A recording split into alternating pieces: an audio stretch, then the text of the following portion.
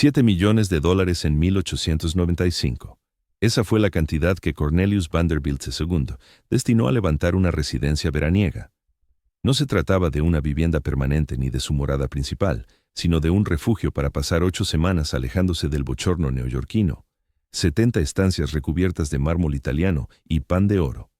2 años de obra con los artesanos más destacados de Estados Unidos. Un palacio concebido para resistir el fuego, el deterioro y el paso del tiempo. Y lo consiguió. Mientras las demás mansiones Vanderbilt de Nueva York eran derribadas, mientras las fortunas se evaporaban y las familias se dispersaban, The Breakers sigue erguido, impecable y reluciente, atrayendo cada año a casi 500,000 de visitantes. Esta es la historia de cómo una sola mansión sobrevivió a todo. La familia que la erigió, la época que la originó, cada palacio rival que intentó igualarla. Se trata de lo que ocurre cuando construyes algo no solo para impresionar, sino para perdurar eternamente. Antes de arrancar, deja un comentario ahí abajo. ¿Has estado en The Breakers? ¿Qué te intriga más de estos palacios de la Edad Dorada? Y si te apasionan estas inmersiones profundas en la historia de América, dale like y suscríbete. Tu respaldo mantiene vivas estas narraciones. Ahora, retrocedamos hasta Newport, Rhode Island, en el verano de 1895, cuando el mayor chalet veraniego de Estados Unidos abrió sus puertas por primera vez. El chalet de verano de $7 millones. Piensa en gastar más de 4,000 millones en moneda actual en una casa de vacaciones. Eso es The Breakers. Y los Vanderbilt no lo dudaron ni un instante. Newport, Rhode Island, en la década de 1890 no era un simple pueblo costero. Era el destino donde las familias más acaudaladas de América acudían para huir de los veranos agobiantes de Nueva York, Boston y Filadelfia. Pero huir no es el término adecuado. Venían a rivalizar, a exhibirse, a demostrar que su riqueza era superior, su gusto más exquisito, su mansión más deslumbrante que la de los demás. Los Vanderbilt ya poseían una propiedad en Newport, una mansión de madera que denominaban The Breakers, en honor a las olas del océano que rompían contra las rocas de abajo. Bastante agradable, acogedora, pero en 1892 se incendió por completo. Pérdida total. Y Cornelius Vanderbilt II, contemplando las cenizas de su retiro estival, tomó una resolución que marcaría Newport para siempre. Reconstruiría, pero ahora sería a prueba de fuego. En esta ocasión sería la mansión más impresionante que Newport hubiera conocido. Esta vez, el apellido Vanderbilt se grabaría literalmente en piedra. Contrató a Richard Morris Hunt, el arquitecto que ideó la base de la Estatua de la Libertad y que había levantado residencias palaciegas para los Astor y otros Vanderbilt. Hunt era el principal arquitecto de América, el profesional al que recurrías cuando el dinero no era un límite y la excelencia era el único criterio. Hazlo al estilo renacentista italiano, le indicó Cornelius. Hazlo majestuoso, incombustible y listo en 2 años. 2 años. La mayoría de los palacios requerían 4, 5 o incluso 6 años de ejecución. Cornelius pretendía el suyo en solo 2. Tenía 52 años, dirigía el mayor imperio ferroviario del país y no podía permitirse demoras. 2 años. Ese era el plazo. Hunt proyectó un palacio influido por las grandes villas genovesas del siglo XVI, y no una réplica exacta, sino una versión adaptada, escala americana fusionada con refinamiento italiano. La estructura sería de acero, innovadora para una construcción residencial. El exterior, de piedra caliza de Indiana y ladrillo, materiales ininflamables. El interior incorporaría mármol, yeso, maderas nobles, pero dispuestos de modo que el fuego no se propagara. 70 habitaciones, menos que las 250 de Biltmore, pero cada una en The Breakers buscaba un efecto máximo. Prioridad a la calidad sobre la cantidad. Cada detalle impecable. El lugar de la obra se transformó en una pequeña urbe. Más de 2,000 obreros en el momento álgido, canteros italianos traídos expresamente para los tallados complejos, enlucidores expertos en molduras ornamentadas, artesanos especializados en pan de oro, mármol escaso y maderas exóticas, con materiales enviados desde todos los rincones del planeta. Piedra caliza de Indiana, mármol de Italia y África, alabastro de Argelia.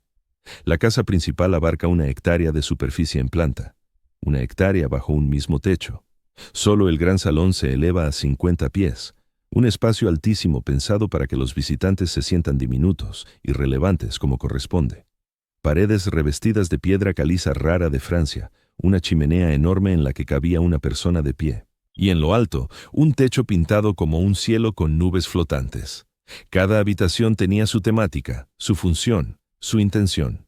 La sala de música, recubierta de láminas de platino y paneles de cristal francés biselado de una mansión parisina demolida. No oro, sino platino, más escaso, costoso y llamativo. La sala de billar, con muros de mármol cipollino en tonos verde y blanco. La sala de la mañana, donde Alice Vanderbilt recibía a las visitas, con paredes tapizadas en cuero repujado. Pinturas renacentistas originales colgadas por doquier, adquiridas de colecciones europeas. Pero lo que hace a The Breakers especialmente cautivador es que no se diseñó para habitarla todo el año. Todo. Cada estancia, cada elemento, cada espacio grandioso se creó para solo 8 a 10 semanas de uso veraniego, nada más. El resto del año la casa permanecía desierta. El mobiliario cubierto de bajos sábanas de polvo, con las ventanas cerradas a cal y canto, un equipo reducido de apenas una decena de personas, se encargaba de custodiar un palacio de 70 estancias que nadie habitaba. El despilfarro, la absoluta opulencia, era precisamente el propósito. Solo los Vanderbilt podían permitirse erigir una obra tan espléndida y apenas disfrutarla. Las facturas se acumulaban a medida que avanzaban las obras. Cornelius había calculado unos 3 o 4 millones. El coste definitivo alcanzó los $7 millones de 1895. Ajustado por inflación, eso equivale a más de 250 millones en moneda actual para una mera casa de verano. Su familia creyó que había enloquecido. Sus hermanos, que habían recibido porciones sustanciosas de la fortuna Vanderbilt, también levantaban residencias grandiosas, sin duda. Pero esto resultaba excesivo, incluso para los estándares Vanderbilt, 7 millones por solo 8 semanas al año. A Cornelius no le importaba. No se trataba únicamente de disponer de una casa veraniega, era cuestión de legado, de durabilidad. La riqueza familiar provenía de los ferrocarriles, ese mundo sucio e industrial, dinero de nuevo cuño que la antigua sociedad neoyorquina menospreciaba.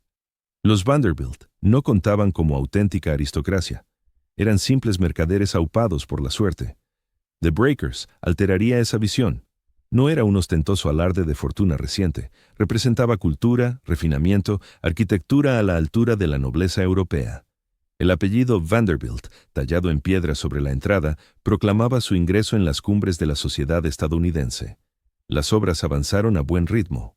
Hunt arremetió contra los obreros sin piedad. Cornelius acudía con frecuencia, supervisando el desarrollo, exigiendo excelencia, modificando pormenores. Su esposa Alice colaboraba con Hunt en el diseño interior, escogiendo tejidos, validando paletas de colores, ubicando los muebles. Sería su territorio en la temporada estival, el escenario donde organizaría fiestas, cenas y acontecimientos que afianzarían la posición social de los Vanderbilt. En el verano de 1895, The Breakers estuvo terminado. 2 años tal como se previó, 7 millones conforme a la cruda realidad, 70 habitaciones de lujo inimaginable, preparadas para la familia Vanderbilt. Cornelius se plantó en el gran salón, alzando la vista hacia ese techo de 50 pies, y se permitió un instante de orgullo. Lo había logrado. Había forjado algo eterno, incombustible, indestructible, ajeno al paso del tiempo. The Breakers perduraría mientras América existiera. Al menos en eso acertó, pero ignoraba por completo cuánto poco tiempo dispondría para gozar de su creación o cuán velozmente su propia existencia se desmoronaría ante algo que ninguna suma de dinero podría evitar. Cornelius Vanderbilt II, el hermano que heredó el imperio. Nacido en 1843, Cornelius Vanderbilt II no eligió su sino. Este lo escogió a él. Su abuelo, Cornelius el Comodoro Vanderbilt, había levantado un vasto emporio de navegación y ferrocarriles mediante una competencia feroz y tácticas geniales. Al morir el Comodoro en 1877, legó la mayor fortuna privada de Estados Unidos, unos $100 millones. En términos actuales, superaba el PIB de numerosos países. Sin embargo, las grandes fortunas exigen un gestor, y el Comodoro rechazaba dividir equitativamente los imperios entre los hijos. Apostaba por la primogenitura, otorgar la mayor parte a un heredero idóneo para que la preservara y expandiera. Así, la inmensa mayoría recayó en el padre de Cornelius, William Henry Vanderbilt. William la duplicó en solo 8 años, de 100 a 200 millones, pero el agobio lo mató. Falleció en 1885 a los 64 años, desplomándose en su mansión de la Quinta Avenida tras décadas de labor agotadora al frente de ferrocarriles, inversiones y contiendas empresariales, y el peso recayó en Cornelius II, el hijo mayor. No era el Vanderbilt fiestero, ni el que se casó con nobleza europea, ni el de fiestas legendarias o titulares escandalosos. Cornelius era el cabal, el riguroso, el que comprendía que conservar una fortuna demandaba vigilancia incesante, resoluciones duras, jornadas interminables y un estrés colosal. Sus hermanos menores podían deleitarse con el dinero. Willie K. Vanderbilt erigió Marble House en Newport y dedicaba su vida a regatas de yates. Frederick levantó residencias y atesoraba obras de arte. Habían recibido millones, suficientes para una existencia de lujo deslumbrante sin necesidad de trabajar más. Cornelius heredó el imperio, la carga, el ferrocarril central de Nueva York y decenas de otras líneas, miles de empleados, decisiones perpetuas sobre tarifas, itinerarios, rivales, huelgas y normativas. Era un empleo a tiempo completo que devoraba su existencia y lo asumía con seriedad. Mientras sus hermanos se divertían, Cornelius laboraba. Pasaba 6 días a la semana en su escritorio. Asistía a juntas directivas, examinaba informes financieros, tomaba decisiones estratégicas que impactaban millones de dólares y miles de existencias. Lo reputaban justo, aunque exigente. No tan despiadado como su abuelo, pero tampoco blando. Los negocios eran negocios. Se casó con Alice Claypool Gwynn en 1877, con solo 24 años. Alice procedía de la alta sociedad de Cincinnati, digna, educada, idónea. Tuvieron 7 hijos que alcanzaron la adultez, una familia típica de la Edad Dorada, residiendo en una mansión de la Quinta Avenida en la 53ª calle, sosteniendo el apellido Vanderbilt. Pero Cornelius sentía el peso, vivía bajo el peso incesante de las expectativas. No solo llevaba su propia existencia, cuidaba el legado familiar. Cada elección empresarial, cada evento social, cada gasto en dólares se examinaba con lupa. El apellido Vanderbilt tenía un significado profundo, y su deber era resguardarlo, potenciarlo, mantenerlo como símbolo de triunfo. Por eso, la mansión de The Breakers cobraba tanta relevancia. No se trataba de un derroche caprichoso, era una apuesta calculada en la estatus social de la familia. Newport era el lugar donde la alta sociedad neoyorquina pasaba el verano. Los Astor poseían su residencia, los Belmont tenían la suya. Los Vanderbilt debían rivalizar para probar que su riqueza era tan firme y su refinamiento tan impecable como el de cualquiera. Claro que destinar $7 millones a una casa de verano sonaba desorbitado, pero para Cornelius resultaba imprescindible. Esto formaba parte del negocio, aunque de un tipo distinto al manejo de ferrocarriles. El inconveniente radicaba en que Cornelius no lograba desligar el trabajo del ocio.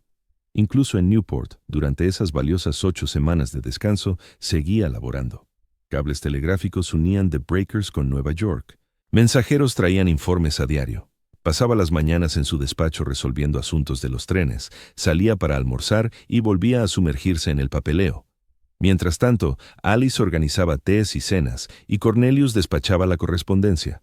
Sus hermanos veían cómo envejecía a marchas forzadas. Con 50 años, aparentaba 60.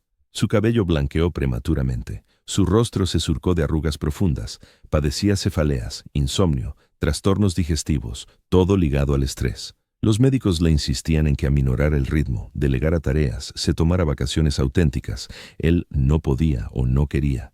El imperio demandaba control y solo él podía dirigirlo con eficacia. En septiembre de 1896, poco más de un año después de finalizar The Breakers, Cornelius se hallaba en su escritorio de la mansión en Fifth Avenue. Una mañana rutinaria, con pilas de cartas y decisiones pendientes. De repente, sin previo aviso, el lado derecho de su cuerpo se adormeció. Intentó levantarse y cayó. Un derrame masivo. A sus 54 años, sobrevivió de milagro. El infarto lo dejó medio paralizado, con el habla pastosa y la mente nublada. Entendía lo que ocurría a su alrededor, pero no podía participar del todo, no trabajar, no gobernar el imperio, no cumplir con la labor que había marcado su vida adulta entera. Alice lo trasladó a The Breakers, creyendo que el aire marino favorecería su mejoría. Durante 2 años, Cornelius se demoró en el palacio que había erigido, paseado en silla por esas salas espléndidas, capaz de observar pero no gozar, allí pero ausente. La ironía resultaba aplastante. Había invertido $7 millones en el refugio veraniego perfecto, y ahora estaba confinado en él, semi-inconsciente, incapaz de valorar nada. El gran salón con su techo de 50 pies. Lo contemplaba sin entender. La sala de música con platino, inservible. Todos esos pormenores impecables por los que había velado, desperdiciados en un hombre cuya lucidez se desvanecía poco a poco. En septiembre de 1899, 3 años tras el derrame, Cornelius falleció. Tenía 56 años. Había poseído The Breakers durante 4 años, 4 veranos, unas 32 semanas en total en la vivienda que costó $7 millones. Alice contaba con 50 años, viuda de golpe, al frente de una fortuna colosal y una morada aún más imponente que nunca había deseado. Cornelius había levantado The Breakers por el legado, por la familia, por la eternidad. Ahora le tocaba a Alice resolver qué hacer con ello. La opción sencilla habría sido venderlo, minimizar pérdidas, embolsarse el dinero y mudarse a un sitio más modesto. Pero el nombre Vanderbilt tallado sobre la entrada lo impedía. Esa casa encarnaba algo superior al bienestar de una sola mujer. Representaba el lugar de la familia en la sociedad, su derecho a la perdurabilidad, su herencia. Así que Alice tomó una resolución que marcaría el resto de sus días. Conservaría The Breakers, cueste lo que cueste, por difíciles que fueran los tiempos. Mantendría ese palacio, lo usaría cada verano, demostraría que los Vanderbilt merecían un puesto en la élite de Newport, una elección que la pondría a prueba durante 40 años, ya que sostener un palacio de 70 habitaciones salía carísimo, despiadadamente caro. Y la fortuna Vanderbilt, por sólida que pareciera, no duraría eternamente. La noche en que ardió el primer The Breakers, 25 de noviembre de 1892, acababa de pasar Acción de Gracias. Newport estaba casi desierto. Los veraneantes habían regresado hacía tiempo a sus residencias urbanas. La cabaña de madera de los Vanderbilt permanecía oscura y silenciosa, con solo un puñado de cuidadores dentro. Alrededor de las 6:00 de la mañana, alguien detectó olor a humo. Cuando localizaron el origen, las llamas ya devoraban las paredes. Madera antigua, seca como yesca. El incendio se propagó más rápido de lo que nadie podía manejar. En minutos, secciones enteras de la casa quedaron envueltas en fuego. Los cuidadores escaparon, cogiendo lo que pillaron. Unos cuadros, algo de plata, cualquier cosa portable y de valor. Lo demás se consumió. El departamento de bomberos local acudió. ¿Pero qué podían lograr? Su equipo servía para fuegos de pueblo, no para palacios. Lanzaban agua, pero era como pretender frenar una avalancha con una manguera de jardín. Las lenguas de fuego rugían, alimentándose de décadas de acumulación. La madera, los tejidos y los muebles ardieron por completo. Hacia el mediodía, la vivienda había desaparecido. Solo quedaban los cimientos de piedra, unas chimeneas parciales y montones de cenizas que aún humeaban en el gélido aire de noviembre. Cornelius recibió el telegrama en Nueva York. Su residencia de verano, el sitio donde la familia había pasado vacaciones, donde sus hijos se habían criado disfrutando de los veranos, donde cada estancia guardaba recuerdos, se había esfumado. Pérdida total. El impacto económico no fue ruinoso, la casa contaba con seguro. Y Cornelius era lo bastante acaudalado como para que la desaparición de una cabaña veraniega no pusiera en riesgo su patrimonio. Sin embargo, era la intrusión lo que dolía. El fuego había penetrado en su terreno, había arrasado con algo de su propiedad, le había arrebatado algo personal. Cornelius Vanderbilt II no era de los que encajaban las derrotas con resignación. Viajó hasta Newport para inspeccionar los estragos. Recorrió las ruinas, con las cenizas crujiendo bajo sus pasos. Observó lo que persistía. Poco. Vigas calcinadas, chimeneas rotas. El hedor a humo flotaba aún en el ambiente semanas después, los juguetes de sus hijos destruidos, fotografías familiares perdidas, años de objetos acumulados convertidos en nada. Allí, entre los restos, Cornelius tomó su resolución. Reconstruiría. Pero la nueva Breakers sería distinta, tendría que ser incombustible. Total y absolutamente incombustible. Nada de estructuras de madera, ni materiales frágiles. Erigiría algo que el fuego no pudiera dañar, que el paso del tiempo no erosionara, que perdurara durante siglos. El dinero no suponía un obstáculo. El tiempo era la única limitación. La temporada de verano arrancaba a finales de junio. Si las obras empezaban de inmediato, quizá, solo quizá, lograrían tener una nueva mansión lista en 2 años. Plazo ambicioso, casi inalcanzable. Pero Cornelius no toleraba lo imposible. Citó a Richard Morris Hunt en Newport. Hunt tenía 65 años, era el arquitecto más distinguido de Estados Unidos, medio retirado, y solo se involucraba en encargos que le apasionaban. Los dos hombres se plantaron en medio de las cenizas, y Cornelius expuso su proyecto. Deseo un estilo renacentista italiano, que sea majestuoso, más imponente que cualquier otra en Newport, que sea incombustible, con armazón de acero, fachada de piedra, materiales ignífugos, y que esté terminado en 2 años. Hunt debió de considerar a Cornelius un loco. 2 años para concebir y levantar un palacio con una construcción incombustible revolucionaria, empleando elementos que habría que extraer en canteras, transportar y colocar por artesanos inexistentes en América que tendrían que importarse de Europa. Pero Hunt se sintió cautivado. Era un reto a la altura de su prestigio, y los Vanderbilt remuneraban generosamente, muy generosamente. Aceptó el proyecto. Nunca se aclaró del todo la causa del incendio. Tal vez un cableado defectuoso, un problema en la chimenea o un cigarrillo mal apagado. No importaba gran cosa. Lo relevante era la enseñanza. La madera se quema, la tradición se quema, el pasado se quema. Si buscas algo perdurable, has de usar materiales que las llamas no devoren. Ese fuego de 1892 transformó para siempre el panorama arquitectónico de Newport. Antes de que las breakers ardieran, la mayoría de las mansiones de Newport eran de madera. Cotillas victorianas elaboradas, sin duda, pero en esencia construcciones leñosas. Tras la reconstrucción de Cornelius en piedra y acero incombustibles, todos los demás imitaron. Marble House, Rosecliff, The Elms. Todas las grandes residencias de Newport que vinieron después de las breakers adoptaron técnicas ignífugas. En cierto sentido, ese incendio fue lo mejor que le pudo ocurrir al legado de Cornelius. Las antiguas breakers de madera se habrían podrido, demolido, olvidado. Las nuevas breakers, el palacio incombustible, sobrevivirían a todo. Pero antes había que levantarlo. Y eso demandaría ingeniería y destreza superiores a cualquier intento en la construcción residencial estadounidense. Hazlo incombustible, hazlo deprisa.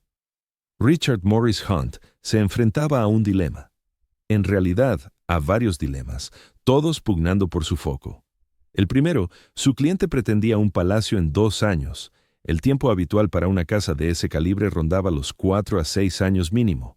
Hunt tenía que reducir ese lapso a la mitad o menos. El segundo, la construcción incombustible con enmarcado de acero, era una tecnología puntera, probada en edificaciones comerciales pero infrecuente en viviendas. Cada pormenor requeriría un diseño desde cero. El tercero, la artesanía que exigía Cornelius. Detalles renacentistas italianos, tallas de piedra complejas, yeserías intrincadas precisaban de mano de obra europea que habría que reclutar, trasladar a América y supervisar in situ. El cuarto, esto no era una casa cualquiera, era la declaración Vanderbilt a la alta sociedad de Newport. Debía ser impecable, sin atajos, sin concesiones, perfección en un plazo imposible. Hunt comenzó por la estructura. El armazón de acero actuaría de esqueleto, una jaula de vigas metálicas que sostendría el resto. Eso no era habitual en 1893. La mayoría de las casas, incluso las mansiones, recurrían a enmarcados de madera, pero el acero no ardía. El acero era eterno. El esqueleto se fabricó en módulos, se envió por ferrocarril y se montó en el lugar como un inmenso rompecabezas. La fachada sería de piedra caliza de Indiana sobre ladrillo. 2 elementos inquemables, colocados in layers for maximum fire resistance. But limestone isn't just slapped on a building. Each block had to be cut precisely, fitted perfectly, creating a weatherproof exterior that looked like it had been there for centuries. Hunt designed the house in the style of 16th-century Italian palazzos, specifically inspired by villas in Genoa and Turin. Not a copy of any single building, but a synthesis, taking the best elements of Italian Renaissance architecture and adapting them to American scale and purpose. The result was unmistakably Italian in style, but uniquely American in ambition. The main house measures roughly 125 square ft, larger than a football field, 4 stories if you count the servants' floor and basement. The exterior features massive columns, elaborate cornices, and carved details that give the building visual weight and grandeur. This wasn't meant to blend in. This was meant to dominate. Hunt worked with a team of specialists. Engineers calculated load-bearing requirements for the steel frame. Stone specialists sourced limestone from Indiana quarries. Italian craftsmen were recruited to handle the decorative carving. Every detail had to be planned in advance because there was no time for mistakes. Construction began in early 1893. The site became a factory. Stone cutters working in temporary sheds, plasterers preparing molds, carpenters building forms for concrete. At peak construction, over 2,000 men worked on the breakers, not just laborers, skilled craftsmen, many brought from Europe specifically for this project. The Great Hall was Hunt's masterpiece. Within the masterpiece, 50 ft high with walls of French Caen limestone, it was designed to awe visitors the moment they entered. A massive fireplace dominated one end, big enough to stand inside, carved with the Vanderbilt family crest. Above, a painted ceiling created the illusion of open sky. The effect was cathedral-like, spiritual almost, making visitors feel small and the house feel eternal. For the interior rooms, Hunt collaborated with specialists. The music room was created by French designer Jules Allard, who sourced original 18th-century Boiserie panels from a demolished Parisian mansion and incorporated them into the walls. The panels were carved gilded wood, exquisite craftsmanship from the 1700s, now incorporated into an 1890s American palace. But Hunt went further. The walls were also covered in platinum leaf, not gold. Platinum was rarer, more expensive, more impressive. The billiard room used Cepolino marble from Italy, green and white swirled stone that had been quarried since Roman times. Massive slabs were shipped across the Atlantic, cut to precise dimensions, installed by Italian stone specialists who'd learned their trade working on churches and palazzos. The ceiling was elaborate plasterwork covered in gold leaf. Even the light fixtures were custom designed. Throughout the house, Hunt faced the same challenge: how to make fireproof construction look elegant rather than industrial. Steel beams were encased in plaster or hidden behind marble. Heating ducts were concealed in walls.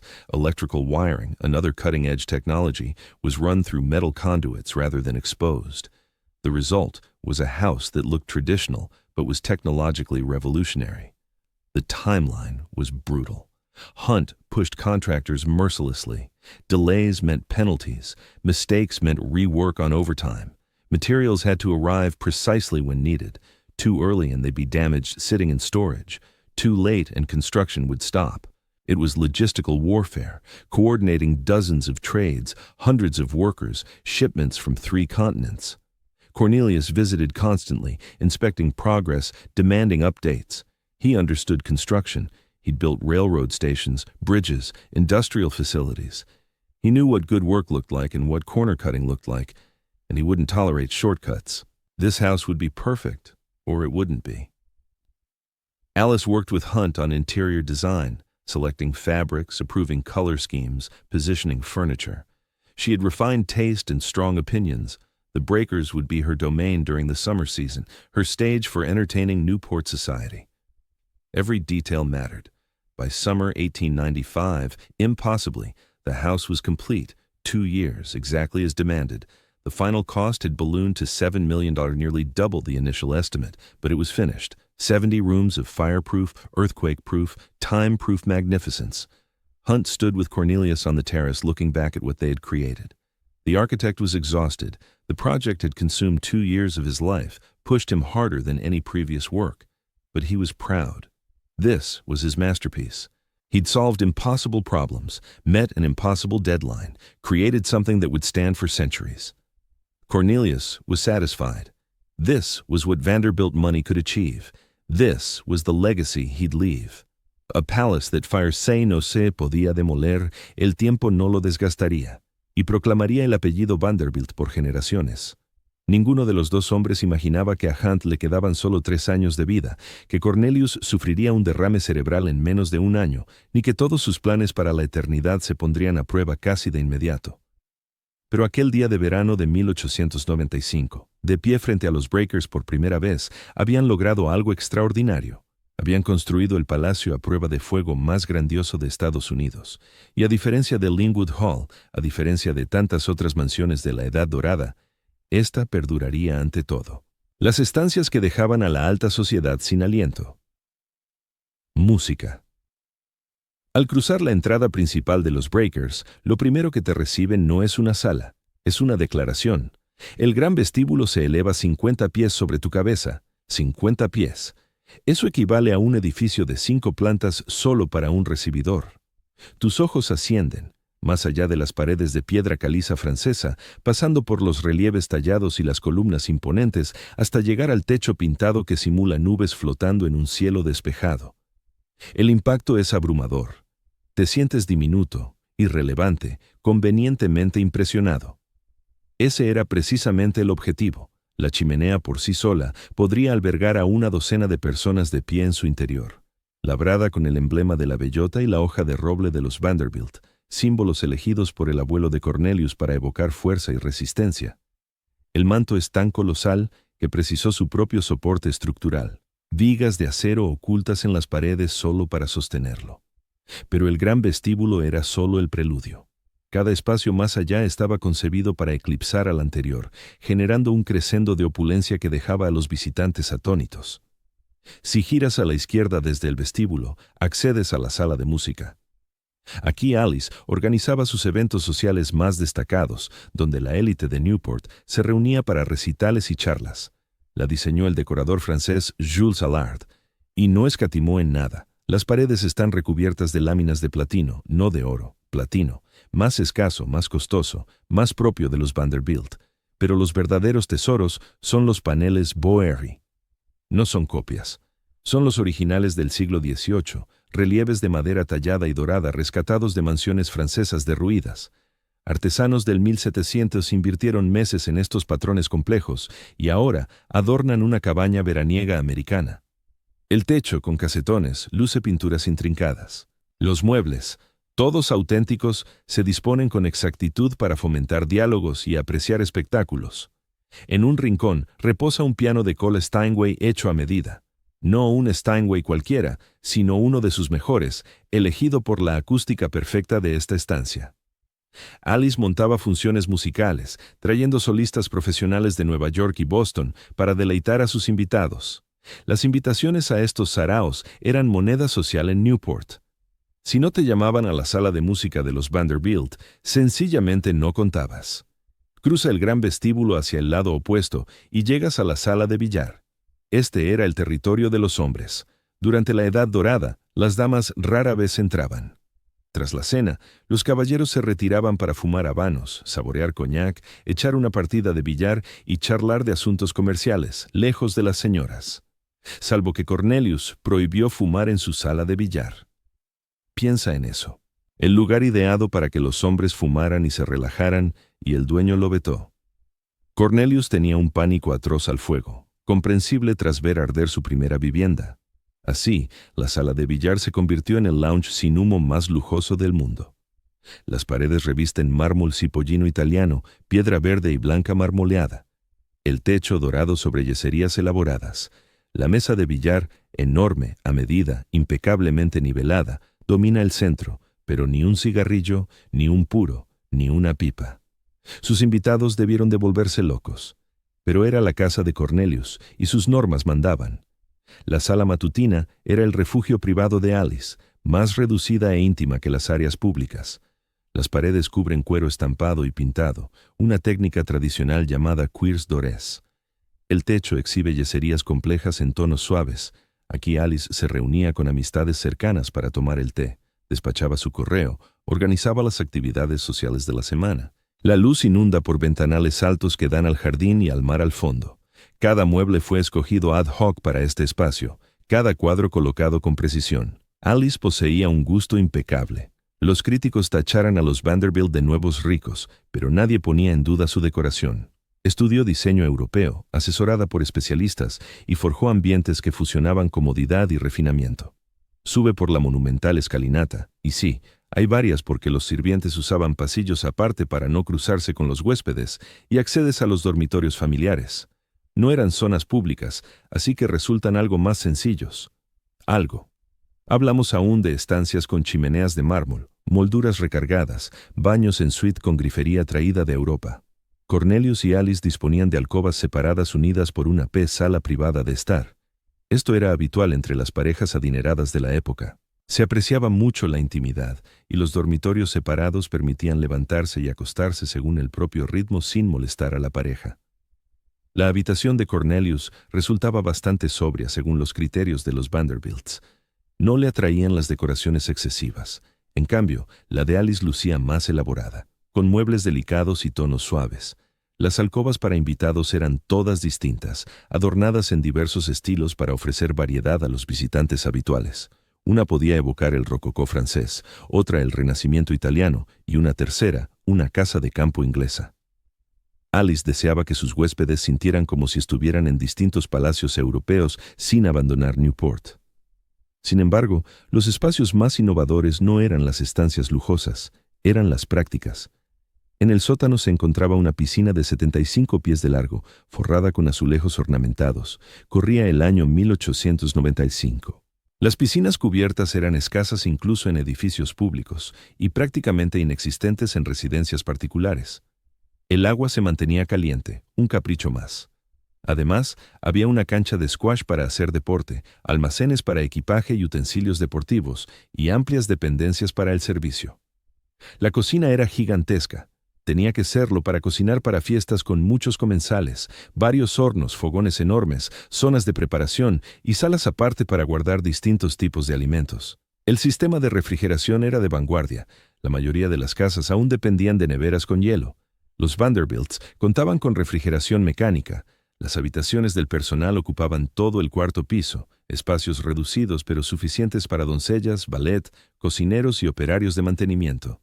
Incluían un comedor para sirvientes, zonas de descanso e incluso un pequeño salón para ocio. Los Vanderbilts contrataban alrededor de 30 empleados a tiempo completo para cuidar la mansión, que subían a 40 o 50 en la temporada veraniega. Cada estancia, desde la más espléndida hasta la más cotidiana, se había concebido con idéntico esmero en los pormenores. Los picaportes de las puertas eran de bronce hechos a medida. Los interruptores de luz, una novedad técnica, se colocaban para mayor comodidad. El sistema de calefacción aseguraba una temperatura agradable en todas partes. Nada se dejaba al azar. Cuando la mansión de Breakers inauguró su primer verano en 1895, la alta sociedad de Newport se apresuró a solicitar invitaciones. Todos ansiaban descubrir la obra de Cornelius. Las visitas guiadas se convirtieron en legendarias. Alice acompañaba en persona a los invitados destacados por salas seleccionadas, detallando las obras de arte, la arquitectura y sus raíces europeas. Era una lección camuflada de ostentación social. Los críticos podían tildar a los Vanderbilts de nuevos ricos cuanto quisieran, pero nadie negaba que The Breakers era una joya incomparable. Hunt había forjado una síntesis de refinamiento europeo con la grandiosidad y los avances estadounidenses. Cada rincón demostraba que el caudal de los Vanderbilt, bien empleado, generaba una hermosura a la altura de lo mejor del viejo continente, pero unas salas espléndidas carecían de sentido sin el entorno social idóneo. Y Newport, en los años 1890, no era solo un balneario, era un campo de batalla donde las familias más opulentas de América disputaban la hegemonía. The Breakers representaba el arsenal de Cornelius en ese conflicto, la guerra de la Edad Dorada en Newport. Hay que comprender algo sobre Newport en los 1890. No se trataba de gozar de la brisa marina o huir del bochorno urbano. Eso eran meras excusas. Newport era puro afán competitivo, una contienda social librada con palacios en vez de armas. La villa se ubica en una isla diminuta frente a la costa de Rhode Island. Entorno precioso, clima templado en verano, fácil acceso en tren desde Nueva York y Boston. A principios del siglo XIX, era un retiro modesto donde familias acomodadas alquilaban cabañas sencillas para el estío. Agradable, sereno, sin pretensiones. Luego los varones ladrones la redescubrieron. Hacia los 1880, Newport se había metamorfoseado en la colonia veraniega más selecta de Estados Unidos. Pero lo de colonia engaña. Era una oligarquía. Unas 50 familias dictaban el acceso. Si la élite establecida no te daba el visto bueno, no existías. Tu fortuna carecía de valor, tus logros empresariales irrelevantes. La única moneda válida era la aprobación social. Y los Vanderbilts, a pesar de su inmensa riqueza, no eran admitidos de entrada. El obstáculo radicaba en su abuelo, el comodoro. Había empezado como barquero y erigido un imperio naviero mediante una competencia implacable. Juraba como marinero, poseía una educación básica, ignoraba las cortesías sociales. Rico, sin duda, pero no pulido.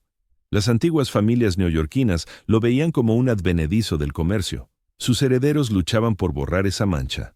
William Henry Vanderbilt, padre de Cornelius, había cultivado el gusto. Reunía arte, donaba a museos, se comportaba con decoro. Sus hijos recibieron una educación fina, modales impecables, porte adecuado.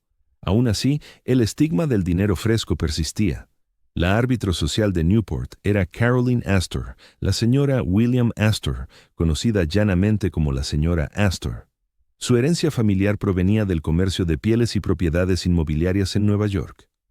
Dinero antiguo, proclamaba, aunque en realidad solo superaba en 1 o 2 generaciones al de los Vanderbilt, pero ella se había erigido en guardiana de la élite neoyorquina y de Newport. La sociedad de Newport era un mundo aparte. Si la señora Astor te invitaba a sus fiestas, formabas parte del círculo. Si te pasaba por alto, quedabas excluida. Los Astor contaban con su imponente residencia en Newport, llamada Beechwood, donde la señora Astor reinaba cada verano. Los célebres 400, esas personas que supuestamente cabían en su salón de baile y encarnaban toda la élite neoyorquina digna de conocerse, veraneaban en Newport, asistiendo a sus celebraciones y acatando sus normas sociales. Los Vanderbilt ansiaban demostrar que tenían cabida allí. No solo eso, sino que eran superiores, con más fortuna, refinamiento y autoridad. Por eso, el hermano de Cornelius, Willie K. Vanderbilt, erigió Marble House en 1892. Le costó $11 millones. Mármol blanco puro, concebido para evocar un templo griego. La esposa de Willie, Alba, superaba en ambición social a la señora Astor. Su meta era derrocar el dominio de los Astor e instalar a los Vanderbilt como la familia dominante en Newport. Al inaugurarse Marble House, se convirtió en la mansión más costosa de Newport, la más suntuosa y la más espectacular. Alba organizaba recepciones que hacían parecer provincianas las de la señora Astor. Lo logró.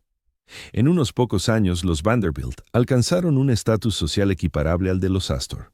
Luego, en 1895, se abrió The Breakers. Cornelius no había levantado su palacio para rivalizar con su hermano, o quizá lo hizo de forma instintiva. De todos modos, The Breakers se transformó al instante en el emblema supremo de estatus en Newport. Más vasta que Marble House, con avances tecnológicos superiores, un diseño de mayor autenticidad histórica y respaldada por la rama principal de la fortuna Vanderbilt, no por la herencia de un hermano menor. Otras dinastías se afanaban por no quedarse atrás. Los Belmont ampliaron su residencia. Los Berwind construyeron The Elms. Rosecliff se levantó para la familia Illick. Cada una de estas moradas intentaba eclipsar a las demás. Más grandes, más lujosas, más caras. La edificación se convirtió en una pugna, un derroche ostentoso, pero no se limitaba a las estructuras. La verdadera rivalidad se desarrollaba en su interior, en cenas, bailes y meriendas de la tarde. ¿Quién montaba las mejores veladas? ¿Quién lucía los trajes más lujosos? ¿Qué lista de invitados era la más selecta? Cada acto social se escudriñaba, se contrastaba, se evaluaba. Alice Vanderbilt manejaba este juego con maestría. No era estridente como su cuñada Alba. Ella era serena, distinguida, impecable. Ofrecía reuniones más reducidas e íntimas. Sus cenas gozaban de fama por la delicadeza de la gastronomía y las charlas refinadas. Fomentaba la presencia de artistas, músicos e intelectuales, más allá de simples adinerados. The Breakers se labró una reputación como enclave de cultura, no solo de opulencia. Sus tés eran míticos. Invitaba quizás a 20 damas al salón matutino, servía infusiones en porcelanas cuyo valor superaba el de muchas viviendas y guiaba las pláticas como un director orquestal.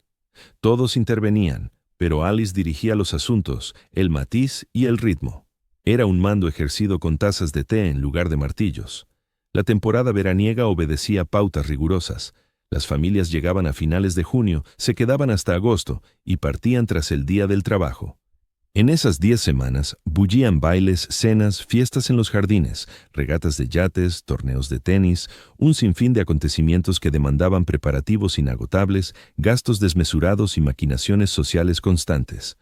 Los criados laboraban jornadas inhumanas en esa época, acondicionando una mansión tras otra para las fiestas, atendiendo cenas de 5 horas de duración, recogiendo tras bailes que se prolongaban hasta las 3 de la mañana y volviendo a empezar al alba siguiente. Para los pudientes aquello era ocio. Para el personal, un agobio extenuante. Lo que volvía particularmente ridícula la contienda de Newport era su brevedad. Todo eso, esos colosales palacios, legiones de sirvientes, jardines fastuosos, solo para 2 meses y medio de ocupación. El resto del año, las casas permanecían desiertas. El servicio se despedía o se reducía a un mínimo. La villa se sumía en el silencio, casi abandonada. Los Vanderbilt cerraban The Breakers en septiembre, regresaban a su mansión en la Quinta Avenida y no volvían a Newport hasta junio próximo. 70 aposentos vacíos durante 42 semanas. El despilfarro era colosal, pero ahí radicaba la clave. Solo quienes podían permitirse tal extravagancia merecían Newport. Este orden no podía perdurar indefinidamente. Ya en los años 90 del siglo XIX, reformadores arremetían contra el despilfarro. Periódicos publicaban revelaciones sobre los presupuestos de las mansiones de Newport, mientras obreros pasaban hambre en los suburbios urbanos. Críticos sociales denunciaban la brecha. Pero en aquel instante, la sociedad de Newport se creía eterna en su dominio. Se equivocaban. La Primera Guerra Mundial inició el derrumbe. La depresión lo precipitó. Impuestos sobre herencias y mutaciones en los valores sociales lo culminaron. En 50 años, la mayoría de las mansiones de Newport quedarían deshabitadas, vendidas o reconvertidas. Pero en 1895, plantado en el gran salón de The Breakers, alzando la vista hacia ese techo de 50 pies, nadie podía concebir tal decadencia. Aquello parecía inquebrantable, perenne, el curso natural del mundo. Cornelius había triunfado en la batalla. The Breakers era la joya de la corona de Newport. El apellido Vanderbilt estaba a salvo, solo restaba gozarlo. 8 semanas al año, nada más, y aún eso se acortaría. 8 semanas de gloria. Durante 44 semanas reinaba el silencio. El ciclo se repetía puntualmente cada año como un mecanismo infalible.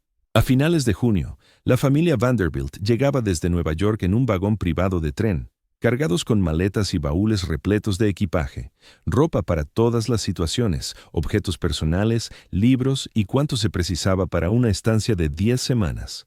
Los sirvientes habían desembarcado con antelación, varios días antes, para ventilar la mansión, pulir cada rincón, acondicionar los jardines y aprovisionar las cocinas. Cuando la familia cruzaba el umbral, todo lucía impecable. El verano estallaba en plenitud. El vasto salón principal, que había permanecido mudo durante 9 meses, se llenaba de pronto de charlas, pisadas, movimiento, cenas semanales 3 veces por semana, meriendas vespertinas, recitales nocturnos. La casa se colmaba de invitados, parientes, amistades, colegas profesionales y contactos sociales. Las 70 estancias cobraban vida real, cumpliendo su destino. Alice dirigía la orquesta entera. Asignaba dormitorios a los visitantes, elegía la vajilla para cada banquete, seleccionaba intérpretes para los conciertos. La organización de la temporada en The Breakers equivalía a manejar un hotel modesto. De 30 a 50 empleados laboraban sin descanso, cocinando platos, aseando aposentos, cuidando los terrenos, atendiendo a los huéspedes. La residencia se convertía en un engranaje incesante de generosidad. Cornelius intentaba desconectar, pero no lograba desprenderse del todo de sus obligaciones. Cables telegráficos unían The Breakers con Nueva York. Mensajes fluían a diario, resoluciones del consejo, problemas ferroviarios, asuntos que demandaban su intervención.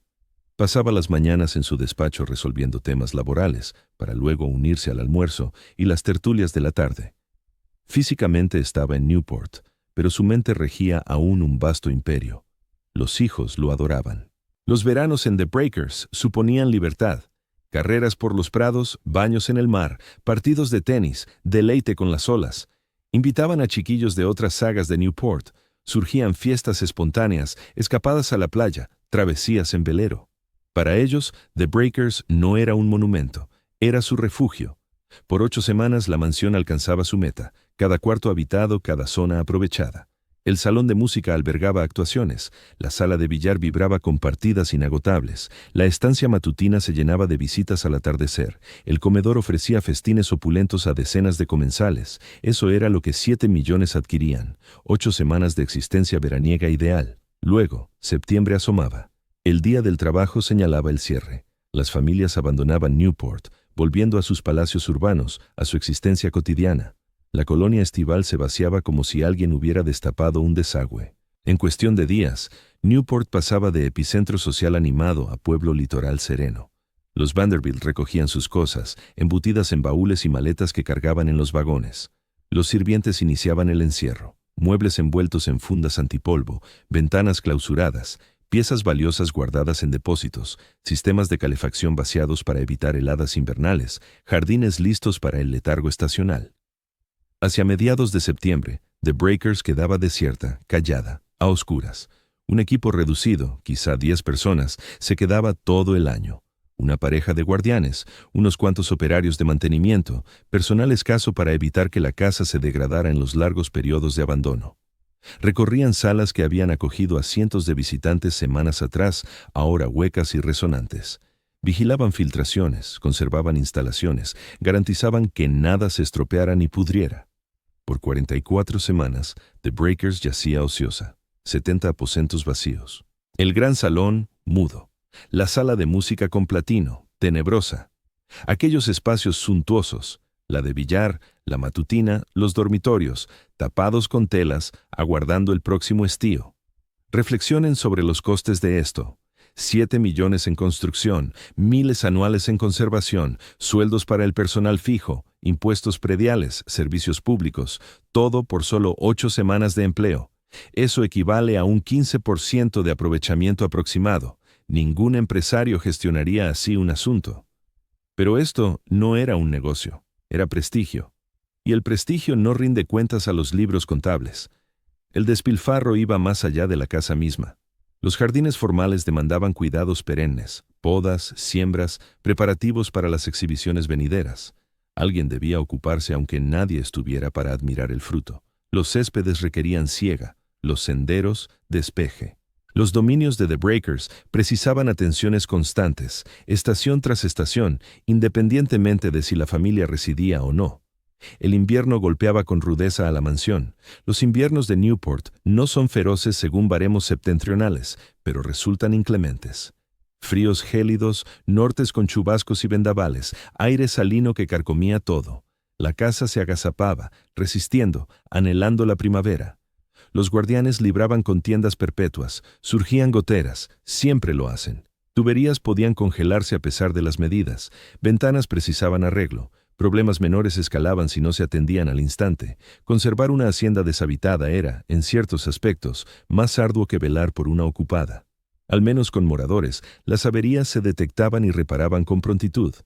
En abril o mayo, el ciclo reanudaba. Un grupo de sirvientes llegaba desde Nueva York o se contrataban a trabajadores del lugar. Las habitaciones se ventilaban, se limpiaban a fondo, se quitaban las fundas antipolvo, se abrían las ventanas, se pulía el mobiliario. La mansión revivía como si se desperezara tras un largo letargo invernal. Para junio, los acantilados volvían a estar en su esplendor.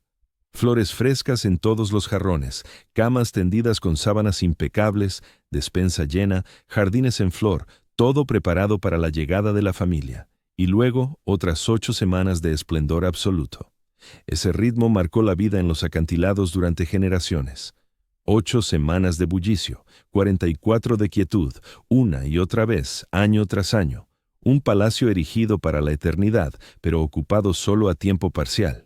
Sin embargo, para Cornelius, incluso esas 8 semanas estaban contadas.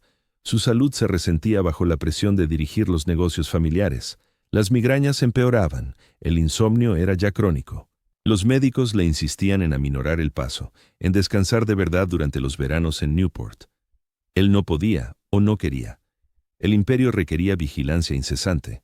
En septiembre de 1896, poco más de un año después de la inauguración de los acantilados, Cornelius regresó a Nueva York desde Newport. Había pasado un verano decente, en términos relativos. La casa bullía de invitados, los asuntos laborales se mantenían a raya, incluso había logrado relajarse un poco, aunque nunca del todo. De vuelta en la ciudad, frente a su escritorio, la tensión regresó al instante. Decisiones acumulándose. Obstáculos que exigían respuestas, el peso de las obligaciones que jamás aliviaba. Laboró durante septiembre y entrado octubre. Rutina habitual, Estrés de siempre. Todo parecía en orden hasta esa mañana en que dejó de serlo. El hombre que se fue demasiado pronto. 12 de septiembre de 1896. Un martes por la mañana. Cornelius Vanderbilt II está en su escritorio de la mansión en la Quinta Avenida, repasando el correo. Tiene 54 años, de mediana edad según los criterios actuales. Pero en la década de 1890, con el agotamiento acumulado durante años, su organismo envejece prematuramente.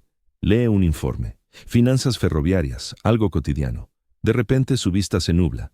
El documento en su mano pierde todo sentido. Las letras se difuminan y se confunden. Intenta levantarse, pero la pierna derecha no obedece. El brazo derecho se entumece, se vuelve pesado, inerte. Pide auxilio, mas las palabras salen balbuceadas, ininteligibles. Un derrame, un grave incidente cerebrovascular. En 1896, sin la medicina moderna ni tratamientos eficaces, un ictus equivalía a una sentencia de muerte. No siempre instantánea, a veces peor aún, la agonía paulatina de ir perdiendo la esencia uno mismo mientras el cuerpo persiste. Llaman a los doctores, lo examinan, deliberan y confirman el diagnóstico que todos intuyen. Ictus grave. Podría recuperarse en parte. Lo más probable es que no. Solo pueden procurar su bienestar. Cornelius comprende lo que ocurre. Esa es la parte más cruel. Su mente queda encerrada en un cuerpo que ya no responde por completo. No articula con claridad, no camina, no escribe, no labora, no realiza ninguna de las actividades que moldearon su existencia. El vasto imperio que gestionó durante décadas. Ahora, un lío para otros. Alice toma una resolución. Se trasladarán a los acantilados. Fuera de temporada, la casa está clausurada, pero ella la reabrirá. El aire marino podría aliviarlo. La tranquilidad podría ayudar. Escapar de las exigencias neoyorquinas podría servir. Seguramente no, pero debe intentarlo.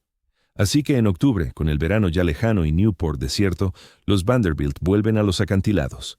No de vacaciones ni para fiestas sociales, sino por atención médica y una pizca de esperanza. La mansión se abre. Se reúnen a los sirvientes. Cornelius se instala en su alcoba, con enfermeras velándolo día y noche. Alice reordena su vida entera para velar por su esposo.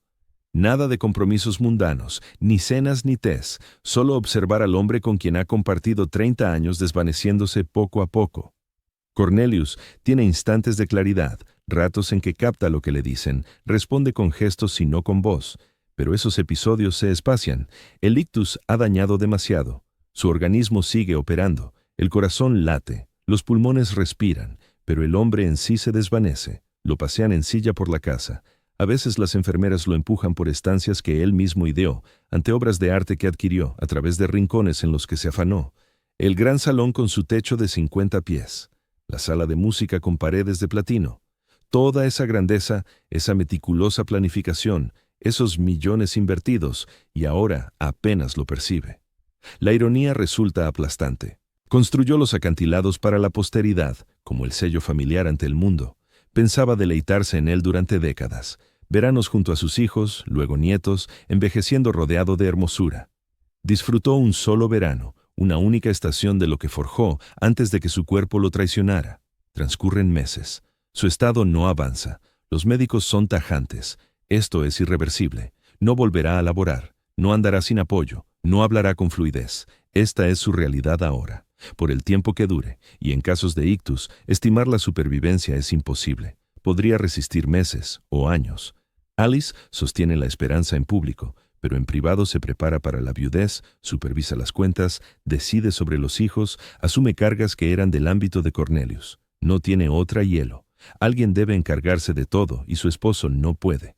Los hijos acuden cuando les es posible, pero contemplar a su padre en ese estado les resulta doloroso. El hombre fuerte y competente que había levantado un imperio, que había impuesto respeto en las salas de juntas, que había erigido esta espléndida mansión, ahora reducido a una figura muda en una silla de ruedas. Lo están perdiendo mientras aún respira. Transcurren 2 años. 2 años en los que Cornelius existe, pero no vive. 2 años observando a Alice el paulatino deterioro de su marido. 2 años en los que The Breakers se convierte en un hospital en lugar de un hogar. Septiembre de 1899. 3 años después del derrame, 4 desde la inauguración de The Breakers, el estado de Cornelius empeora. Su corazón, debilitado por décadas de tensiones y ahora 3 años de inmovilidad, comienza a fallar. Los médicos no pueden hacer nada. Estamos en 1899. No disponen de intervenciones ni terapias, solo observan y aguardan. El 12 de septiembre de 1899, exactamente 3 años después de su accidente cerebrovascular, Cornelius Vanderbilt II fallece. Tiene 56 años. El funeral se celebra en Nueva York, en la iglesia de St. Bartholomew's. La alta sociedad acude en masa. Los Ayers, otros Vanderbilt, socios comerciales, todos cuantos rivalizaron con él, lo admiraron o lo envidiaron en vida. Los periódicos lo cubren con amplitud. La muerte de un Vanderbilt es noticia. Pero la verdadera historia no radica en el duelo público. Es lo que ahora afronta Alice.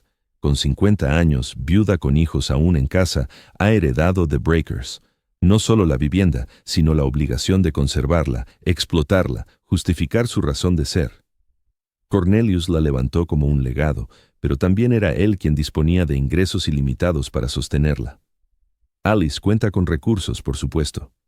Las viudas de los Vanderbilt no pasan penurias. Sin embargo, preservar The Breakers exige un flujo constante de fondos, salarios del servicio, conservación, impuestos, servicios públicos, reparaciones. La casa devora dinero tal como fue concebida, de forma incesante, abundante, sin tregua. Podría venderla, sería la opción sensata. Recibir el pago, adquirir algo más modesto, disfrutar de una existencia cómoda sin esa carga. Muchas viudas optarían por ello, pero Alice se niega. The Breakers encarna la visión de su esposo, su declaración al mundo. Venderla equivaldría a una traición, a reconocer que el sueño de Cornelius era inviable, que su herencia no resistiría su ausencia. Así pues, toma una resolución que marcará los siguientes 35 años de su existencia. Mantendrá The Breakers, la conservará, la utilizará cada verano, organizando idénticos eventos sociales, upholding los mismos niveles de excelencia, demostrará que lo que Cornelius erigió perdurará más allá de él. Una elección surgida de un amor y una terquedad equiparables, una elección que pondrá a prueba sus finanzas, su resistencia, su voluntad, una elección que, en última instancia, rescatará a The Breakers del destino que aguardaba a tantas otras residencias de la Edad Dorada. Pero antes, debe resistir. Y sobrevivir como viuda dueña de un palacio de 70 estancias resultará más arduo de lo que nadie anticipaba. Alice sola en 70 habitaciones. Verano de 1900, la primera temporada sin Cornelius. Alice regresa a The Breakers y todo permanece igual.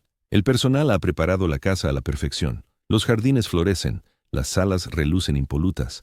Nada ha variado en lo material, pero todo se percibe distinto. Recorre el gran salón, con su techo de 50 pies que había asombrado a innumerables visitantes, y solo oye el silencio.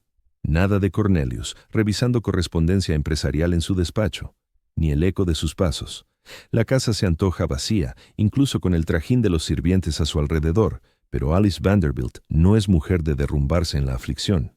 A sus 50 años, de sólida estirpe de Cincinnati, educada en la practicidad del Medio Oeste bajo un barniz social, Cornelius se ha ido.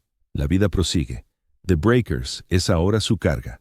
Así que inaugura la casa para la temporada. Reuniones más reducidas que en años precedentes. Está de luto y las fiestas opulentas serían impropias, pero organiza tés, cenas íntimas, recitales musicales cercanos. Sostiene el calendario social, mantiene el apellido Vanderbilt visible en la élite de Newport.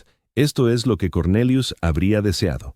Las facturas llegan puntuales, salarios del servicio, gastos de mantenimiento, costos de los jardines, suministros, todo resulta más oneroso de lo que imaginaba cuando Cornelius gestionaba las cuentas. Dispone de rentas, su esposo la dejó holgadamente abastecida, pero conservar The Breakers engulle fondos a un ritmo vertiginoso. Empieza a introducir economías menores, nada llamativo, nada que los invitados o la sociedad noten. Reduce algo el personal. Limita las flores exóticas importadas, adquiere menos mobiliario nuevo, ajustes sutiles que ahorran miles de dólares al año. Sus hijos son bendiciones agridulces, los mayores están independientes, casados, forjando sus propios caminos. Pero aún tiene vástagos menores en casa que necesitan educación, guía, presentaciones en sociedad, y todos esperan pasar el verano en The Breakers. Es su hogar infantil, su vínculo con el padre. No puede arrebatárselo. Los años fluyen. 1900-1905, 19. Alice conserva la rutina. Cada junio abre la casa, cada verano organiza eventos, cada septiembre la cierra y regresa a Nueva York. El esquema que Cornelius inició persiste porque Alice se niega a abandonarlo. Pero Newport está transformándose. La dominación absoluta de las antiguas linajes se va desmoronando. La riqueza emergente no deja de aparecer. Familias procedentes del Medio Oeste, de California, de sectores industriales que ni siquiera existían cuando los Vanderbilt erigieron sus primeras residencias en Newport. La estructura social se afloja, las normas estrictas se flexibilizan, Alice se ajusta. No es inflexible como lo fue la señora Astor. Acepta a las nuevas familias siempre que posean refinamiento y educación. The Breakers sigue siendo relevante en la sociedad de Newport, no porque Alice exija distinción, sino porque goza de un respeto auténtico. Sus décadas de conducta impecable, su viudez digna, su defensa de los principios, todo ello le otorga un estatus que el mero dinero no podría adquirir. Los gastos no dejan de aumentar, todo se encarece. Los sirvientes reclaman salarios más elevados, ahora disponen de alternativas, pueden optar por fábricas u oficinas en lugar del servicio doméstico. El cuidado de una mansión de 40 años exige atención permanente. Los tejados requieren reparaciones. Los sistemas han de modernizarse, objetos se estropean. Los impuestos sobre la propiedad suben conforme Newport se desarrolla más. Alice comienza a tomar decisiones más difíciles. Durante la temporada baja, aísla secciones de la casa. No tiene sentido caldear o conservar estancias que nadie utiliza durante 44 semanas. Reduce aún más el personal. Las cenas se vuelven más modestas, menos habituales. Sigue preservando The Breakers, aunque a duras penas. Sus amistades lo perciben. Otras familias de Newport afrontan las mismas tensiones. La Edad Dorada llega a su fin. La Primera Guerra Mundial demostró que la rígida jerarquía social se derrumba. Varias sagas ya han vendido sus palacetes en Newport o los han reconvertido para otros fines. La señal está clara. Estas colosales cabañas veraniegas resultan inviables. Pero Alice rechaza vender. The Breakers representa el legado de Cornelius. Es el lugar donde sus hijos se criaron. Constituye la manifestación tangible de la relevancia de la familia Vanderbilt en la sociedad estadounidense. Enajenarlo equivaldría a confesar la derrota, a reconocer que lo que Cornelius forjó no perduraría ni una sola generación. Así que resiste verano tras verano, año tras año, observando cómo su vitalidad decrece, cómo su patrimonio, aunque aún considerable, se va agotando poco a poco en las incesantes demandas de conservación de la casa. En los años 20, ha cumplido los 70, conserva su agudeza, su competencia, pero se siente fatigada. The Breakers reclama vigilancia ininterrumpida. Siempre surge algo que arreglar, alguna resolución que exige su intervención. En esencia, administra un palacio de 70 estancias prácticamente en solitario. Sus hijos aportan apoyo económico, pero cada uno sigue su propio camino, con sus inquietudes particulares. La generación más joven no comprende su vínculo con The Breakers. Para ellos, no es más que una vivienda, una residencia costosa e impráctica que devora fondos que podrían destinarse a usos más provechosos. Habitan una época distinta. Los años 20 son veloces, contemporáneos, citadinos. Las inmensas cabañas de Newport parecen arcaicas, vestigios de un mundo desaparecido. Sin embargo, Alice persevera. Cada verano reabre The Breakers. Cada verano upholds los criterios. Cada verano demuestra que los Vanderbilt aún importan en Newport. Es agotador, es ruinoso, probablemente sea imprudente, pero es a lo que se ha dedicado. En 1929 tiene 75 años, todavía veraneando en The Breakers, todavía cuidando la mansión, todavía librando la prolongada contienda contra el paso del tiempo y las presiones financieras. Ha resistido durante 30 años desde la muerte de Cornelius. Ciertamente podrá aguantar un poco más. Entonces llega octubre de 1929. El desplome de la bolsa lo complica todo de forma inimaginable. La Gran Depresión que debería haberlo destruido. El martes negro, 29 de octubre de 1929. El mercado bursátil se hunde, arrastrando consigo la prosperidad norteamericana. Las fortunas se evaporan de la noche a la mañana. Los bancos quiebran, las empresas cierran. Toda la arquitectura económica que sustentaba los excesos de la Edad Dorada se desmorona. Newport se vacía a un ritmo nunca visto. Familias que habían acudido allí por generaciones de pronto no pueden costearlo. Las mansiones se clausuran, no solo por el invierno, sino para siempre. Carteles de Shequote Israel surgen en propiedades que parecían inmortales. La colonia veraniega que encarnaba la élite de la alta sociedad estadounidense se desintegra. The Breakers debería haber sido una de las primeras víctimas. Todo en ella resulta obsoleto en la América de la Depresión. 70 habitaciones son absurdas cuando hay personas sin techo, legiones de sirvientes, imposibles cuando nadie puede pagar personal, costos de mantenimiento descomunales, injustificables cuando las familias pasan hambre.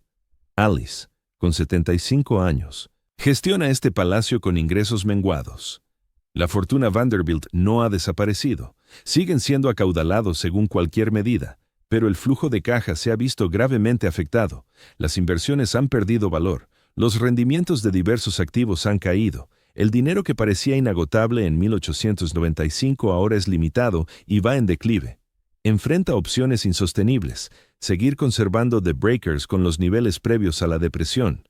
Eso agotaría recursos esenciales para otras necesidades familiares. Reducir el mantenimiento al mínimo indispensable. Eso implicaría permitir que la mansión iba cayendo en ruina poco a poco, contradiciendo el sueño de Cornelius. Venderla tras 3 décadas de lucha por conservarla. Rendirse. En cambio, ella opta por el camino intermedio, como ha hecho durante 30 años. Recortes drásticos en los gastos, sin alterar la esencia fundamental de la casa. El personal se reduce al mínimo imprescindible, quizá 15 personas en lugar de las 50 que había antes. Se cierran alas enteras de la propiedad de forma definitiva. Los jardines se simplifican. Nada de exhibiciones estacionales elaboradas, solo el cuidado básico. Las actividades sociales cesan por completo. Alice es ya mayor y los tiempos son demasiado duros para fiestas. La sala de música, que albergaba conciertos grandiosos, permanece en silencio. La sala de billar no ve más partidas. El comedor, pensado para 50 invitados, ahora solo acoge comidas familiares para 3 o 4. The Breakers se transforma de centro social en un mero refugio. Otras familias de Newport tiran la toalla del todo. Una mansión tras otra cierra o se vende. Algunas se convierten en escuelas, hoteles o apartamentos, cualquier cosa que pueda generar rentas. Otras simplemente quedan abandonadas, deteriorándose, a la espera de que alguien resuelva su destino. La colonia veraniega, que había sido el retiro más exclusivo de América, se convierte en una ciudad fantasma. Pero Alice resiste. No por orgullo en este momento, sino por terquedad. Tiene 80 años. Lleva 3 décadas batallando por esta casa. No va a parar ahora. La depresión terminará tarde o temprano. La fortuna Vanderbilt, aunque mermada, sigue siendo considerable. Ella puede superar esta crisis. Sus hijos se preocupan. Ven a su madre, anciana y agotada, aferrándose a una casa que devora los recursos familiares. Le sugieren contacto que tal vez sea hora de soltarlo. Vender The Breakers mientras aún valga algo. Emplear el dinero en algo más sensato. Cornelius lleva muerto 30 años. Nadie les culparía por vender ahora. Alice lo rechaza. Cada propuesta recibe una negativa cortés pero inflexible. The Breakers permanece en la familia. Punto final. Las batallas de mantenimiento no cesan nunca. Cada invierno trae daños nuevos. Cada primavera descubre problemas frescos. Los tejados gotean. Las reparaciones cuestan una fortuna. La pintura se descascara. Repintar el exterior sería ruinoso. Los sistemas fallan. La calefacción, las tuberías, la instalación eléctrica, todo envejeciendo, todo demandando atención constante y fondos. Alice lo maneja con pura voluntad y una gestión financiera meticulosa. Paga las facturas por orden de prioridad, lo que es vital para evitar desastres catastróficos frente a lo que puede posponerse. La casa sobrevive, pero a duras penas. Ya no está impecable, está raída por los bordes, desgastada, revelando su edad, pero se mantiene en pie. La depresión prosigue implacable. 1930, 1931, 1932, 1933. No hay visos de fin. El capitalismo americano parece haber colapsado por completo. Toda la estructura que había sostenido a familias como los Vanderbilt, las fortunas industriales, los imperios ferroviarios. La creencia en que la riqueza se perpetuaría de generación en generación se desmorona. Sin embargo, The Breakers resiste. No prospera, no es hermosa, pero aguanta. La determinación de Alice la mantiene viva cuando la economía dicta que debería perecer.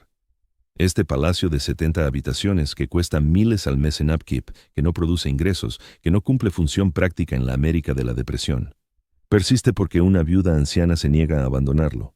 En 1934, Alice tiene 89 años. Ha superado a Cornelius por 35 años. Ha conservado The Breakers a través de la Primera Guerra Mundial, los locos años 20 y 5 años de depresión. Ha agotado todas las medidas de ahorro, ha mermado el personal al mínimo, ha clausurado estancias, ha rebajado los gastos al límite. Y aún así, cada mes llegan las cuentas, impuestos, servicios, sueldos para el personal esencial, mantenimiento básico. La casa devora dinero solo por existir y Alice se queda sin opciones para recortar más. Su salud flaquea ahora. Décadas de tensión por esta guerra interminable han cobrado su precio. Pasa mucho tiempo postrada en cama. Su mente sigue lúcida, pero su cuerpo cede. Sabe que está cerca del final y sabe que The Breakers afrontará su prueba más dura cuando ella falte. Sus hijas, Gladys y Gertrude, la visitan a menudo. Ven lo que se avecina. Cuando su madre muera, heredarán The Breakers y deberán tomar la decisión que Alice evitó durante 35 años, mantenerlo o soltarlo. Alice fallece el 22 de abril de 1934. Tiene 89 años. Mantuvo The Breakers durante 35 años en circunstancias imposibles.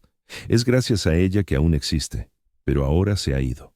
Y el palacio que mató a su esposo y devoró su vida pasa a la siguiente generación. Gladys y Gertrude se plantan en el gran salón, alzando la vista hacia ese techo de 15 metros y encaran la elección más dura de sus vidas. Su madre sacrificó todo por preservar esta casa, pero ¿es el sacrificio de su madre motivo suficiente para seguir la lucha? ¿O ha llegado el momento de reconocer lo que todos saben ya? Que The Breakers, por magnífico que sea, no puede sobrevivir en el mundo moderno. La respuesta que elijan no solo decidirá el destino de The Breakers, sino que sentará un precedente para la preservación histórica que salvará docenas de propiedades, de otras mansiones en peligro de extinción. Pero antes, deben reunir el valor para hacer lo que su madre jamás consiguió. Soltar. La decisión imposible de la hija. Primavera de 1934. Gladys Sacheny y Gertrude Vanderbilt se encuentran en la sala de mañana del Breakers, rodeadas de los objetos de su madre, ante un dilema sin salida favorable. La casa ahora les pertenece. Sus 70 estancias, todos los gastos de conservación, toda la carga, toda la responsabilidad que su madre asumió durante 35 años, ha pasado a sus manos de golpe. Y ellas no la desean. No es su hogar de infancia como lo fue para sus hermanos mayores. Eran pequeñas cuando falleció su padre. Pasaron menos tiempo en los Breakers, forjaron sus vidas adultas en otros lugares. Gladys se casó con un conde húngaro y reside gran parte del año en Europa. Gertrude tiene su propia existencia, sus pasatiempos particulares. Ninguna desea dedicar el resto de sus días a administrar un palacio de Newport. Sin embargo, venderlo parece inalcanzable. ¿Quién adquiriría el Breakers en 1934? La depresión ha arrasado con el sector de bienes raíces de lujo. Nadie compra mansiones de 70 habitaciones que demandan legiones de sirvientes. Incluso las familias adineradas optan por reducir, no por agrandar. La propiedad podría languidecer en el mercado durante años, deteriorándose mientras ellas cubren los costos de upkeep y aguardan un comprador que jamás aparecerá. Podrían simplemente renunciar a ella, marcharse, dejar que el banco o el Estado se la quiten por impuestos impagados. Otras familias de Newport han actuado así. Es preferible perder la casa que seguir sangrando dinero en su cuidado, pero el abandono evoca una traición al sacrificio de su madre, a la visión de su padre, al apellido Vanderbilt. Los periódicos se regodearían. Herederas Vanderbilt abandonan mansión histórica. El escándalo sería mayúsculo. Entonces, surge una propuesta distinta. La Preservation Society of Newport County, una modesta entidad dedicada a salvaguardar edificaciones históricas, podría mostrarse interesada en el Breakers, no para comprarlo. No disponen de fondos para eso, sino para gestionarlo, abrirlo a visitantes, destinar las entradas a los gastos de mantenimiento, conservarlo intacto sin que la familia deba encargarse de todo. Es una noción audaz. En 1934, los museos en antiguas residencias son escasos. Abrir la mansión privada familiar a turistas de pago se hace solo en la desesperación, cuando todas las vías han fallado. Supone reconocer que no se puede sostener la propia herencia. Implica permitir que extraños recorren salas donde sus padres vivieron y murieron. Convierte la saga familiar en mercancía. Pero ¿cuál es la opción contraria? Seguir el ejemplo de su madre. Vertir sin fin recursos en su cuidado. Renunciar a todo lo demás por preservar la casa. Ellas carecen de la resistencia o la fijación de su madre y perciben lo que todos ven. El Breakers es una reliquia, una hermosa, histórica e invaluable reliquia, pero reliquia al fin. Pertenece al ayer. La incógnita radica en si puede perdurar hacia mañana. Gladys y Gertrude contactaron con la Preservation Society portando una oferta. La sociedad podría arrendar el Breakers por $1 al año. Ellos lo abrirían a recorridos públicos, cobrarían por las visitas, emplearían los ingresos en el mantenimiento. La familia Vanderbilt mantendría la titularidad en apariencia, pero se libraría de la operativa diaria y de los pagos de conservación. Es un pacto que preserva la dignidad al resolver el asunto concreto. La Preservation Society muestra interés, aunque con reservas. El Breakers es imponente, sin duda, pero también una carga colosal. Abrir una mansión de 70 habitaciones a turistas exige una inversión sustancial en seguros, vigilancia, guías, promoción, y no hay certeza de que acuda el público. Estamos en 1934. La gente batalla por costear alimentos. ¿Quién abonará por explorar la casa de verano de una familia rica? Aún así, la Preservation Society ve en esto una chance irrepetible. El Breakers es la joya de la corona de Newport. Si logran que funcione, podría sostener toda su labor. Más aún, podría rescatar otras mansiones newportianas en riesgo, al demostrar que los museos en casas históricas son viables económicamente. Las charlas se prolongan meses, abogados redactan cláusulas, aseguradoras evalúan peligros, los pormenores son intrincados. ¿Quién cubre qué restauraciones? ¿Cómo se reparte la taquilla? ¿Qué ocurre si el turismo no rinde lo suficiente? Pero ambas partes están impulsadas. Las herederas Vanderbilt buscan conservar la casa sin arruinarse. La Preservation Society aspira a consolidarse como pilar en la preservación patrimonial. En 1948, 14 años tras la muerte de Alice, se firma el convenio definitivo.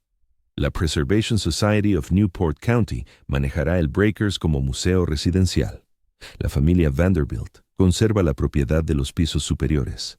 Pueden residir allí en verano si lo prefieren, pero la planta baja, todas las estancias nobles y públicas, quedarán accesibles a los turistas. No es una rendición, es una evolución. Es admitir que el Breakers solo perdurará sirviendo un fin renovado. Se erigió como refugio veraniego para una sola familia. Ahora se transforma en emblema de la era dorada para todos. Los primeros recorridos arrancan con cautela. Las ADM. La misión es humilde, solo $1 o $2 por entrada.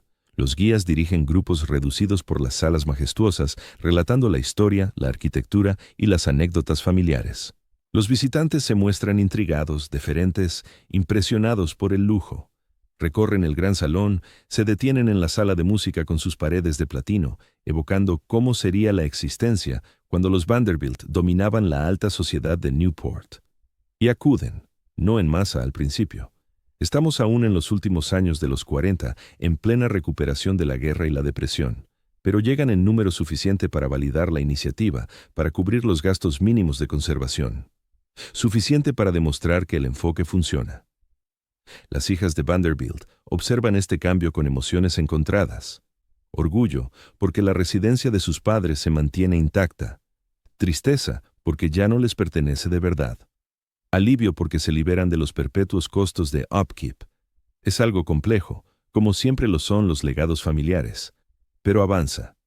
Otras familias de Newport toman nota. Si The Breakers puede perdurar como museo, quizá otras mansiones también lo logren. Tal vez exista un camino que evite el abandono o la demolición.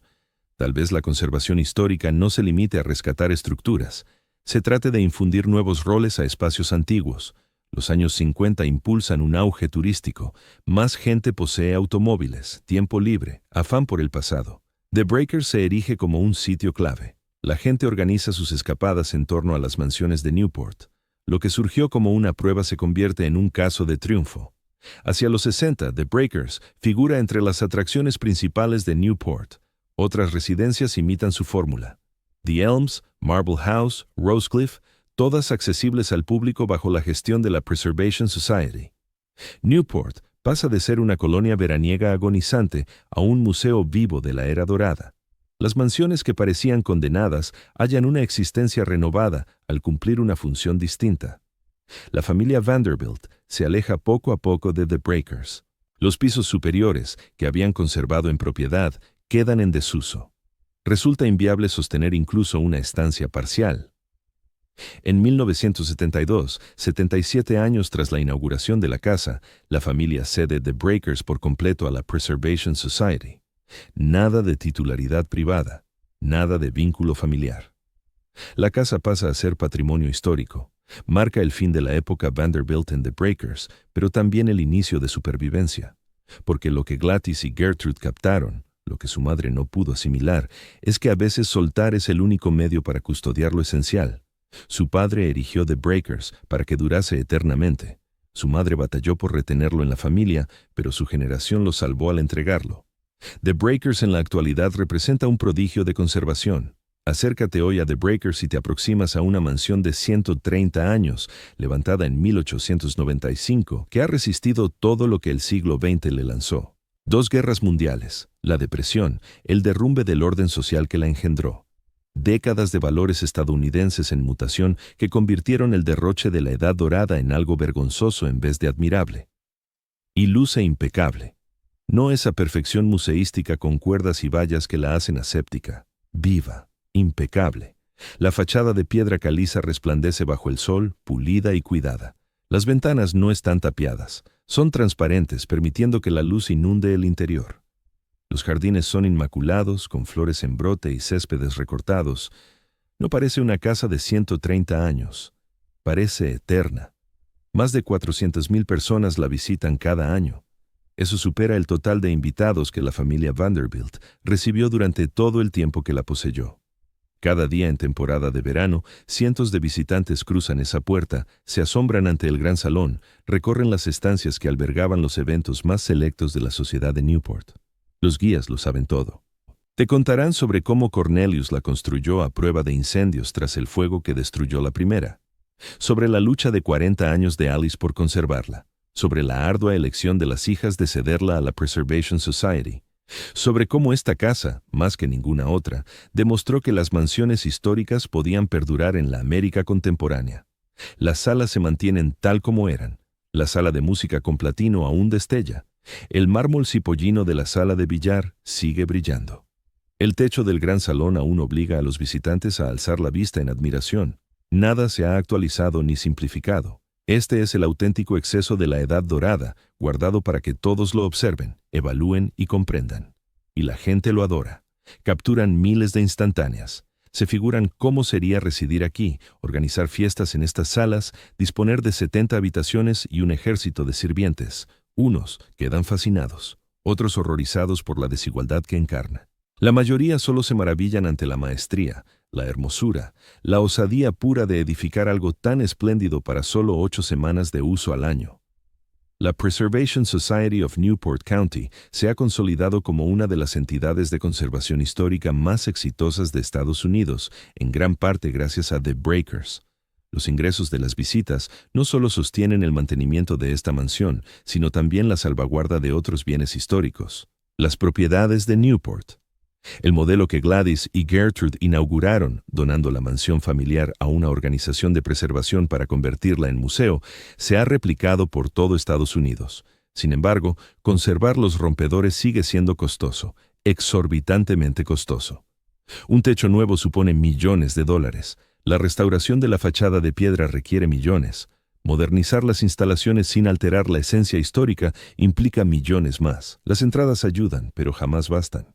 La Sociedad de Preservación recauda fondos sin descanso, pide donaciones, administra fondos fiduciarios, todo con el fin de mantener en pie los rompedores. Aún así, lo logra. De algún modo, en contra de toda lógica económica, este palacio de 70 habitaciones erigido para las vacaciones estivales de una sola familia perdura 130 años después. Ha superado a la propia familia que lo levantó, a la estructura social que lo sustentaba, al sistema económico que lo financiaba, a todas las profecías de su desaparición. Contrástelo con Linwood Hall. Edad parecida, envergadura similar, esplendor equiparable. Pero Linwood es una ruina. Los rompedores brilla impecable. ¿El motivo?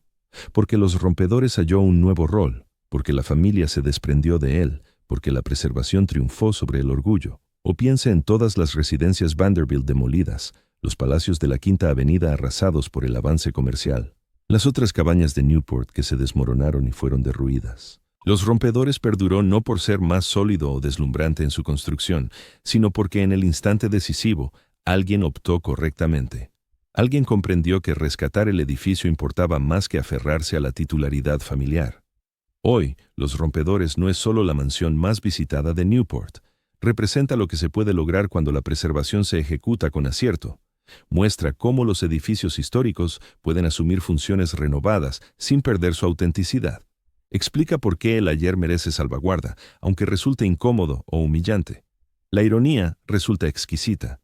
Cornelius erigió Los Rompedores como un palacio privado destinado a excluir a todos, salvo a la élite de Newport. Ahora es un museo público que acoge a quien abone la entrada. La casa concebida para alardear de la preeminencia Vanderbilt ahora ilustra la inventiva estadounidense. Nuestra capacidad para custodiar la historia, transformar costumbres, abrir el pasado a todos.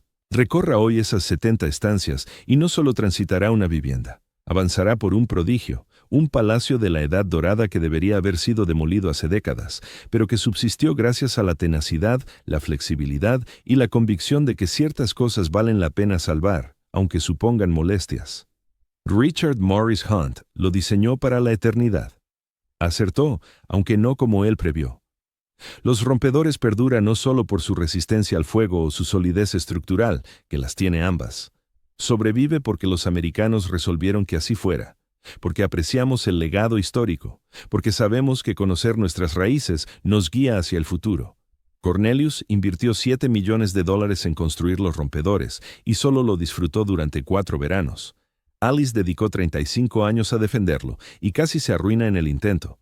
Gladys y Gertrude lo cedieron para rescatarlo. Y ahora, 130 años después, casi 500,000 de personas al año recorren la casa que ellos forjaron, defendieron y legaron. Eso es triunfo. No el que Cornelius soñó.